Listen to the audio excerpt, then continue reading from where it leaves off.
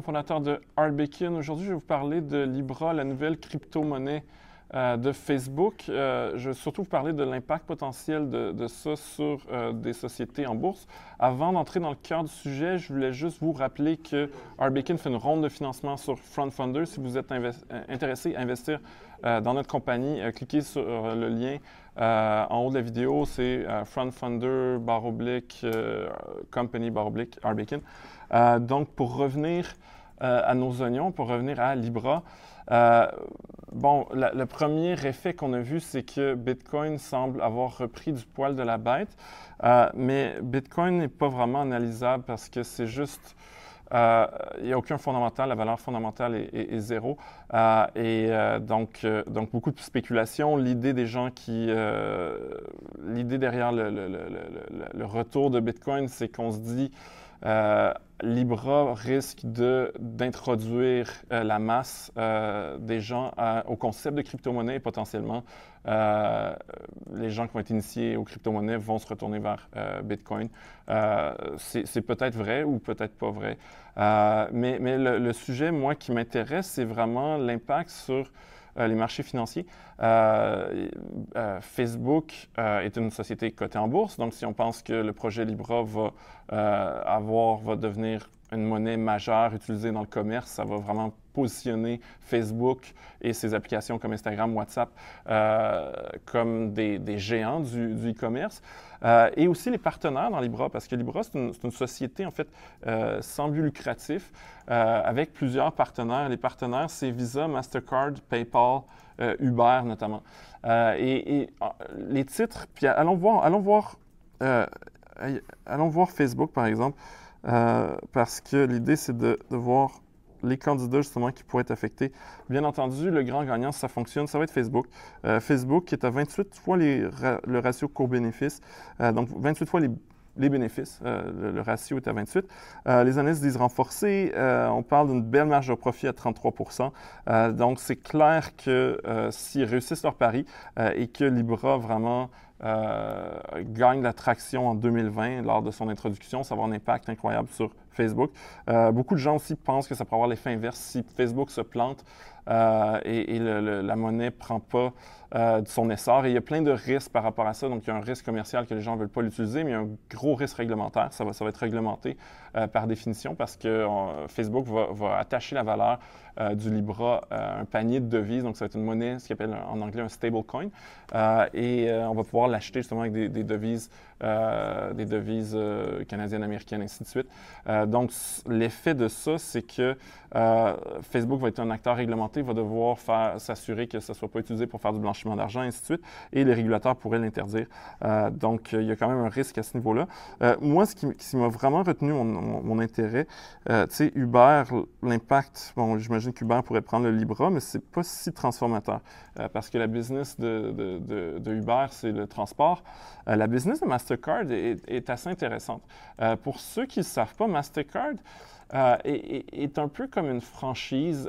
Quand vous avez une carte Mastercard, il y a tout le temps une banque émettrice qui émet la carte Mastercard et paye pour utiliser la marque Mastercard un frais fixe et un frais sur les transactions.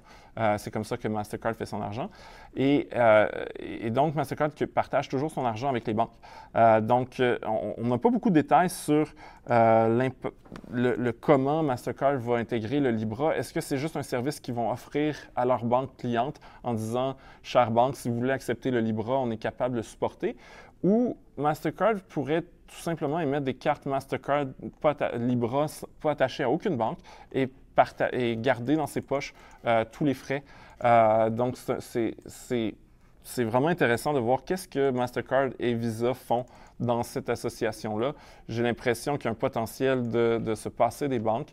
Les autres compagnies, donc Mastercard, si on regarde là, le titre spécifiquement, belle marge de profit, hein, c'est propre à l'industrie où on n'a pas vraiment on se fait payer là, des frais de licensing par nos clients. On ne perd pas grand-chose. On ne prend pas de risque non plus de crédit chez Mastercard.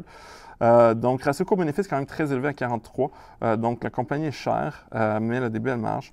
Allons voir Visa, le grand concurrent de Mastercard, qui sont dans une espèce de duopole. Là, on s'entend sur la planète, il y en a deux. Une marge encore plus grande chez Visa. Ratio coût-bénéfice de 37, donc un peu moins cher. En tout cas, entre Visa et Mastercard, j'aime mieux Visa, mais les deux sont trop chers. Et l'autre, c'est PayPal. PayPal qui fait déjà dans le transfert d'argent, mais doit justement fonctionner avec les institutions financières, soit accepter les cartes de crédit ou se connecter directement au compte de banque. Là, on pourrait imaginer que PayPal a des comptes Libra et PayPal n'a rien à payer au système financier traditionnel, ce qui serait très bien pour sa marge de profit, qui est plus bas que les compagnies de cartes de crédit à 14 mais un ratio quand même coût-bénéfice très élevé.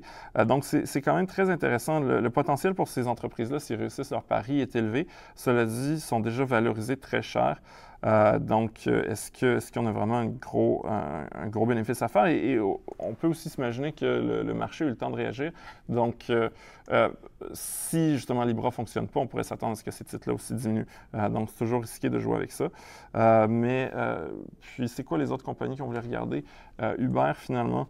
Uber qui, selon moi, est le joueur le moins intéressant en termes de que Libra fonctionne ou pas, j'ai pas l'impression que ça va avoir un impact majeur sur Uber, qui est un spécialiste de perdre de l'argent, qui n'a pas de marge, et par conséquent, qui n'a pas des marges de profit qui sont négatives, pas de dividendes. Les analystes semblent être positifs sur Uber, mais selon moi, que Libra fonctionne ou pas, ça ne changera pas grand-chose pour Uber. Donc, c'est à peu près le tour d'horizon que je voulais partager avec vous ce matin. Si vous avez un compte de courtage, je vous invite à télécharger RBakin. Ça vient avec 14 jours d'essai gratuit. Super application qui se connecte à tous vos comptes. Puis quand je dis compte de courtage, c'est n'importe quel compte de placement. On se synchronise avec ces comptes-là. On vous montre vos titres, on vous expose votre risque par catégorie d'actifs, on calcule vos rendements. On vous donne toutes les données financières qui sont dures à trouver ou impossibles sur le web. Et tout ça pour 99 $ par année. Puis en plus, il y a un 14 jours d'essai gratuit, donc essayez-le. Si vous n'avez toujours pas de compte d'investissement, je vous invite à profiter de notre offre qu'on a avec Desjardins Courtage en ligne. C'est sur RBakin/Desjardins. Ça vient avec un an de congé de frais de gestion, 10 transactions gratuites, 3 mois d'abonnement à notre application et un cours en ligne sur l'investissement. Sur ce, je vous souhaite une super bonne journée.